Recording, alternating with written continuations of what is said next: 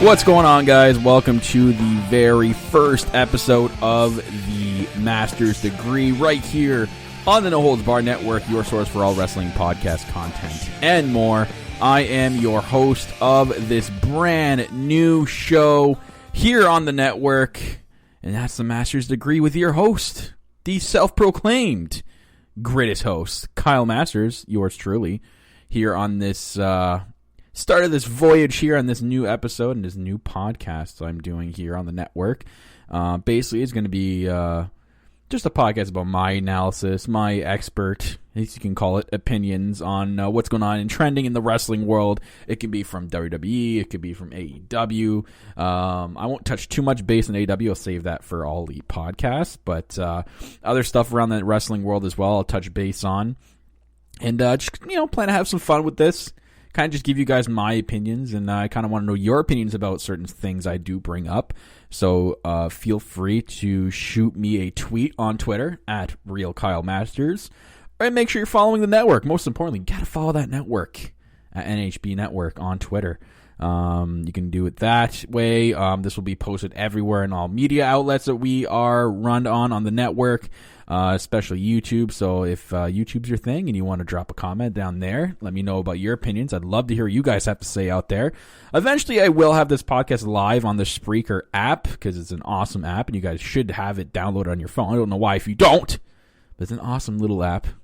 Lets you listen to this podcast live when I'm on the air, when I will be on the air. It's got a little chat box. You can chat with all the other people here in the network and, chime in. I'll keep an eye on the chat when I can, when I do go live. But as for this first pilot episode, it's going to be offline, guys. I had a lot to say today, which I'll get into starting now. I might as well open up with the first topic here.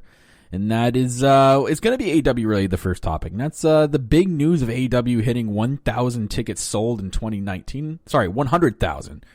1,000 tickets sold. What am I thinking? 1,000 tickets? You only 1,000 tickets? That'd be the biggest fail in all of pro wrestling, I think. It was just 1,000 tickets. Oh, man. You can tell I need a cup of Joe or something in me. But, yeah, 100,000 live event tickets sold. And that's a huge breakthrough for a company like AEW, especially just starting out. Not even a year old yet. It's definitely a big accomplishment. And I know they were eyeing it by the end of 2019. That was a big milestone for them. So this is all since selling its first ticket at Double or Nothing until now, which is great. AEW has produced 16 live events, resulting in 91,222 tickets sold, with an average of 5,701 tickets sold per show. With the upcoming shows currently on sale, which as of today counts for another 14,000 tickets sold. AEW's grand total tickets for the sale this year is 105,303. So they go over by 5,000. Can you believe that? That's amazing stuff right there. This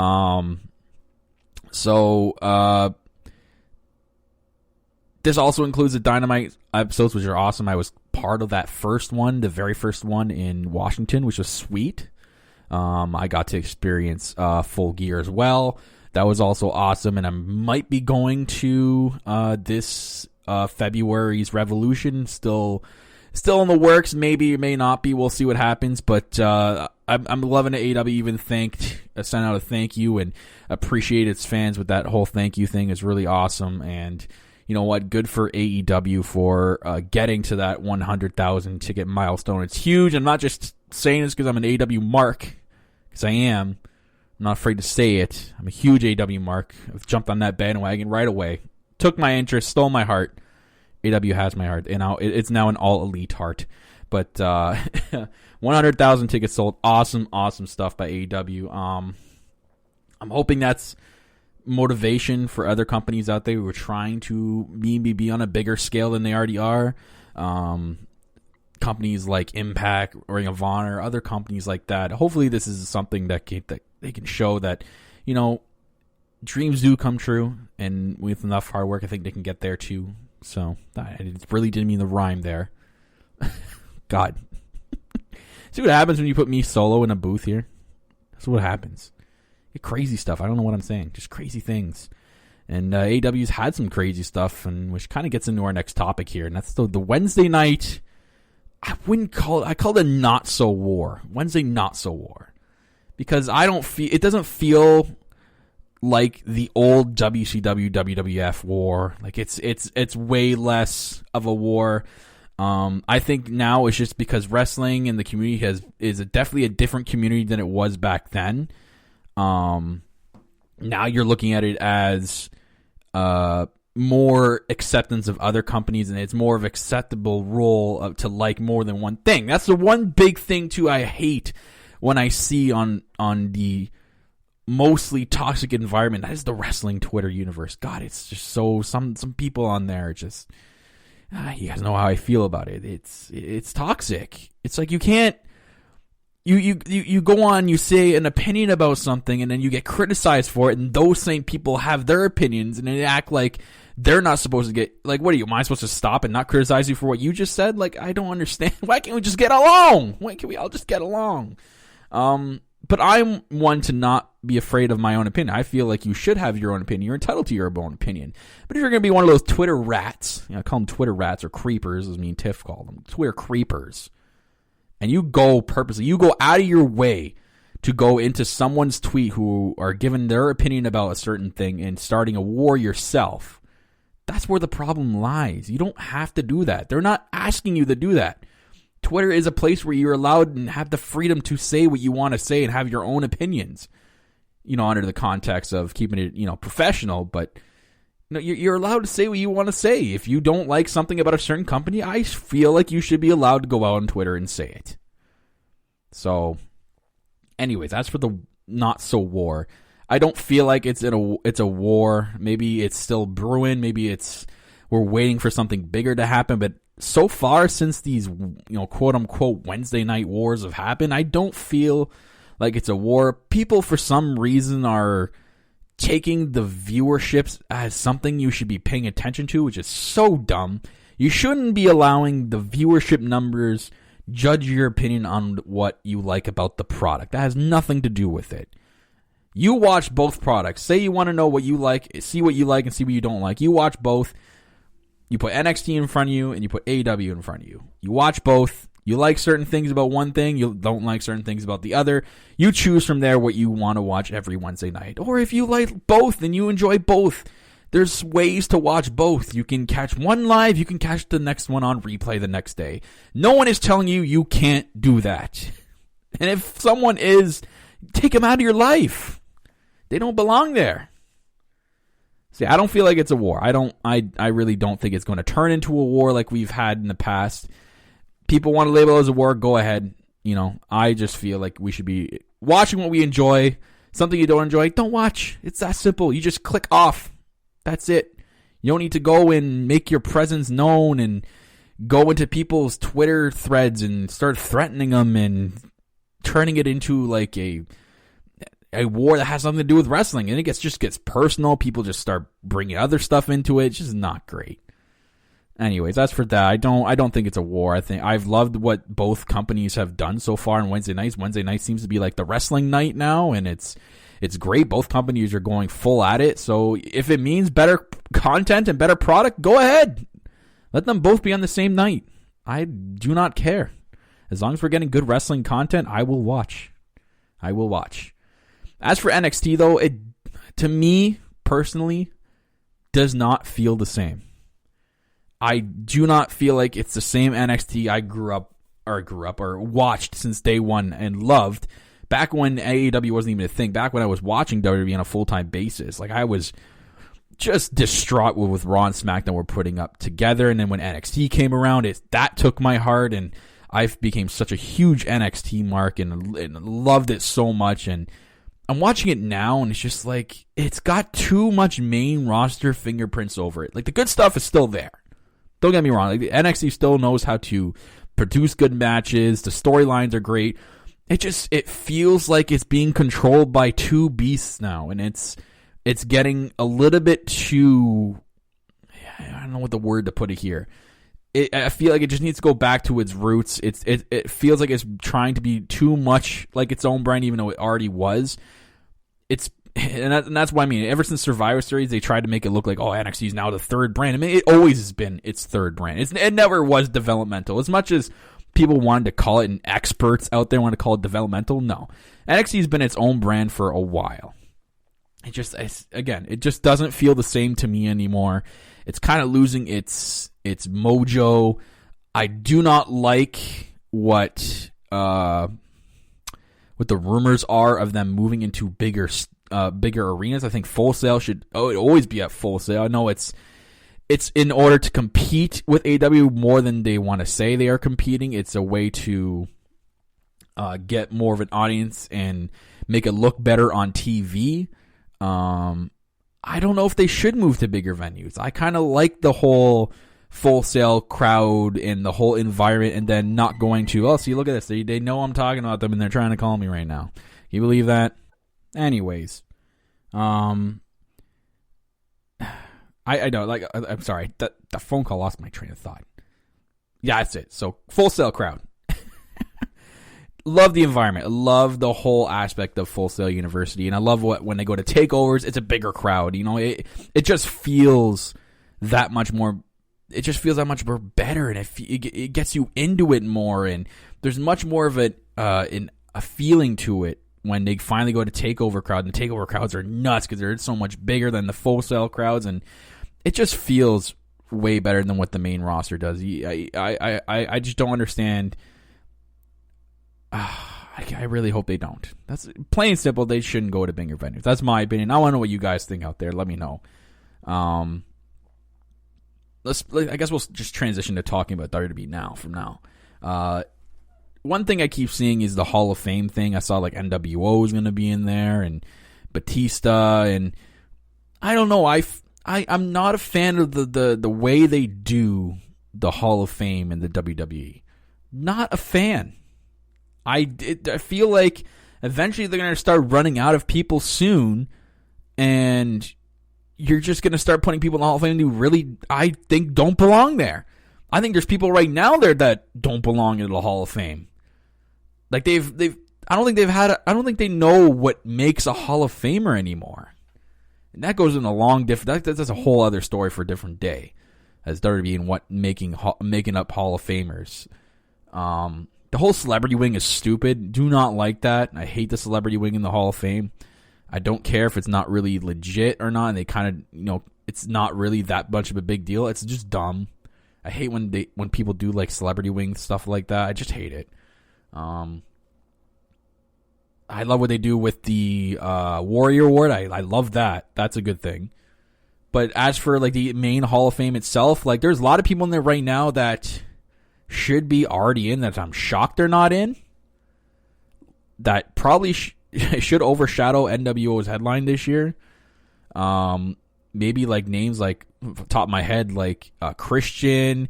I'm pretty sure the Stone Cold or The Rock are not in the Hall of Fame. If I'm not mistaken, I don't think they're in the Hall of Fame.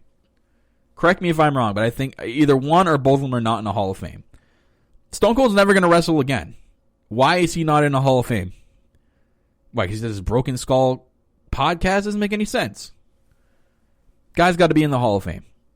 And this would have been a perfect year to do it. But Batista, yeah, he's had a good career, but Hall of Fame career, you know what I mean? Like, it's a meh to me. Probably not to a lot of people out there. Probably like Batista fans are probably sitting there going, "Oh, how dare you?" And they're probably going to tweet at me. You know what I mean, guys. Anyways, it's my thoughts on the Hall of Fame. CM Punk. I want to talk about CM Punk for a bit here. This guy was my absolute favorite. When I was watching WWE avidly, I remember when I first started seeing CM Punk and taking a notice to him was the whole Straight Edge Society thing.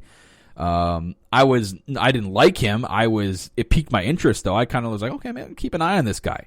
Because remember when he first came in through like the whole ECW thing and all that. I don't even call that ECW, but Punk, I first started liking him a lot more was when they did the whole Nexus thing, and eventually when he did the whole John Cena feud. I fell in love with CM Punk. I was a huge CM Punk mark. Started going to his backstory and finding out where he came from, watching old CM Punk matches. I even fell in love even more with them. I own every CM Punk shirt to this day, folks. Every single one he's had in the WWE, I own. I kid you not.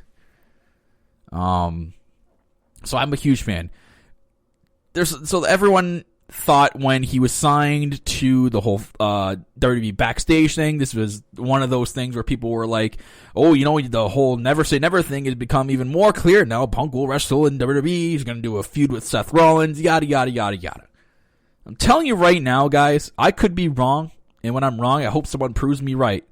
But I'm telling you right now, CM Punk will never wrestle for the WWE again.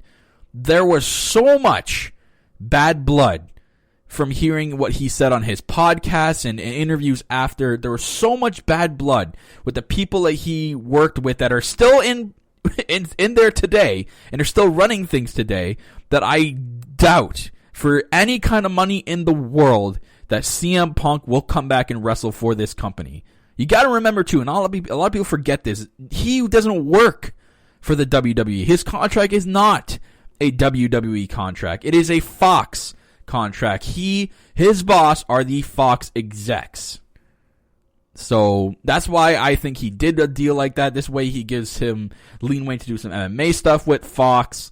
He will not wrestle in WWE again. Will he wrestle ever again? I don't know. I think he may have a one-off somewhere. Maybe eventually he does cut ties and actually does something with AEW. Or maybe he goes to New Japan and he does a Wrestle Kingdom with like an Okada or something, and it becomes like this big stage match. I don't know. I'm just spitballing here. I think he has one match left in him, and it's going to be a big match. Maybe it is WWE. Maybe I'm wrong. It's going to be a WrestleMania-type match. It's a dream match of his. Maybe it's going to be against Daniel Bryan. I don't know. I'm just telling you right now, as it stands today, I don't think he's going to wrestle in the WWE ever again. He will work for WWE backstage as a Fox employee. That's about it. And this is coming from one of the biggest CM Punk marks ever. You can ask my former co-host Cappy at Cappy Collects. You can tweet at him and ask him. I am the biggest CM Punk fan that he knows, and he knows, coming from me, I'm legit about this. He is not wrestling for this company ever again. So, anyways, it feels awkward watching him on Fox. It's weird. But speaking of awkward, I gotta talk about this, guys. I'm sorry, I have to, because I see it and I'm like, what is actually happening here? Dana Brooke and Batista. What is actually going on with these two? Why are they having this Twitter love affair on I don't understand. To me, though, I'm thinking about it more and more now, and at first I was like, oh wow, this is crazy. Now I'm thinking it's a work.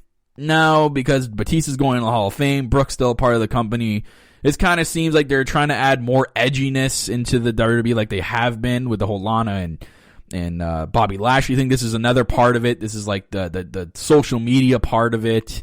They keep mentioning it on WWE's TV as well. So, to me, I think this is a work. I really don't think this is legit. And if it was, why don't you keep that in the DMs?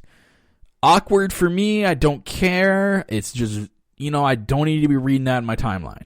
Just no. It's weird. Keep it in the DMs, both of you, if it's real. If not, guarantee it's a work. It is a work. We're getting worked. Part of this edginess to the WWE. Ooh, yeah. Vince won't let go of that. He won't. But that's enough WWE stuff. Well, not WWE on that note. Stuff in the wrestling. Let's go off track here and talk about wrestling in general and stuff that's going on. Trending, what I keep seeing is Marty Scurll.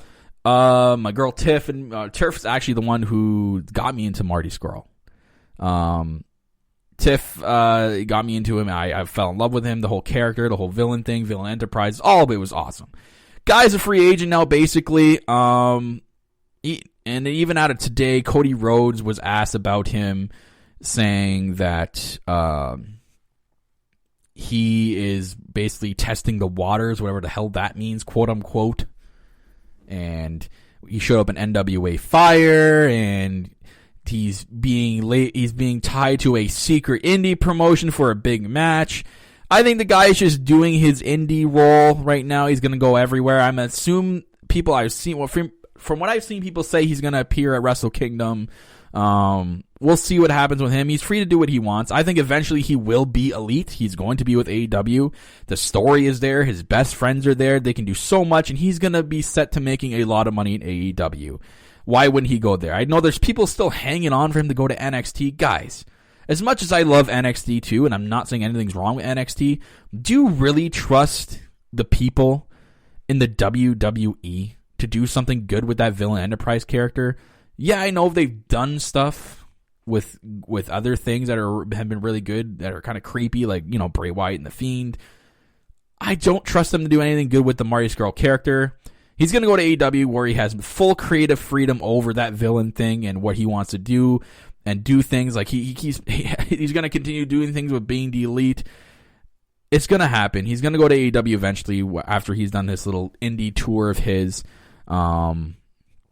So we'll see what happens with him. I really do think he's going to be in AEW eventually, probably by spring. I think his first match or his first appearance in AEW might be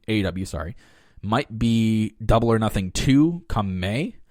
So up until then, I think we're still going to get some teases, and maybe we'll get it announced before Double or Nothing 2. We'll see. But Marty Scurll will be eventually Elite. I'm happy for him right now. I'm interested to see where he appears next, whether it's going to be another company, New Japan, or some sort of other indie company, NWA some more, and then eventually I think he'll be in AEW. So I'm excited for him. Good for Marty, and I'm actually intrigued to see what happens with Villain Enterprises going forward with PCO and Flip Gordon, everyone that's left in Ring of Honor. So it'll be interesting to see what happens with that. Lastly here, guys, on the agenda, it's a topic for all companies in general with this. I have to put my stance on it. It's women's divisions everywhere. I keep seeing arguments about whose division has better, why, you know, some companies not doing anything good with their divisions. Okay, I can't. It's tough as a male to be talking about this. I don't want to be targeted by people and me calling me just a woman hater and women's wrestling hater. I don't hate women's wrestling. I love women's wrestling. If you've listened to me on All Elite podcast, you know I'm huge for the Joshi wrestling, and I love the women's division. I don't think anyone's division right now is flourishing. I don't think any company is doing it right now. I think companies are experimenting still on how to go about it, with AEW doing stuff with the Joshis and doing stuff with brand. I think they're slowly building that, but we can't really judge AEW's women division yet because it's still a new company and they're building towards it.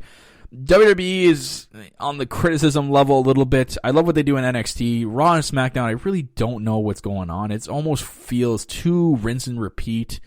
I don't know. It's really, really tough. I don't see it being as bad as people are making it out to be honest. I think you have lots of women wrestlers out there that are incredible for their companies, like with WWE, with AEW, and other companies that are like Impact. You have Tessa Blanchard, one of the best women talent on the market today. Girls like Jordan Grace over there and others like that. Even Stardom is an also great women's company. I love watching Stardom. Love that place. And even the Women of Honor are not too bad. I don't think any company has, or people should be giving as much flack to these companies as I think they should be getting. I think we just kind of have to be a little bit patient with them, and they will start to stick out eventually, especially I think in AEW, and I think WWE will figure it out eventually as well. I kind of feel like WWE has too many people in the pot to kind of build a division, or maybe they have enough people actually. You know what? Actually, I'm changing that. I'm going to rewind there. I think they have enough people to make a really flourishing division. They just don't know how to book them properly. I think the booking is kind of slacking in WWE. So, bottom line, guys, I don't think they're as bad as what people are making it out to be.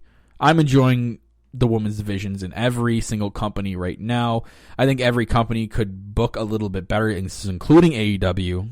Not just going to be an AEW mark here, guys. I think every company could do a little bit better job booking their women's division. But in saying that, I don't think they are that bad as people make it out to be. That's all I'm going to say about that, guys. Anyways, guys, that's going to wrap it up for today's episode, the pilot episode of the Master's Degree here. Hoping some more trending topics in the next couple of weeks, and I'll be back with another episode right here on the Master's Degree on the No Holds Barred Network, your source for wrestling podcast content and more. I am your host, the self-proclaimed greatest host, Kyle Masters. You can follow me on Twitter at RealKyleMasters, and make sure you follow the Twitter account of the network at NHB Network for more content updates. Guys, that's going to wrap it up for me today. Hope you liked the first episode, and I hope you're excited for more episodes to come soon. I will see you guys later, and see you guys on other podcasts on this network. See you later. In my periphery, there's something above water that takes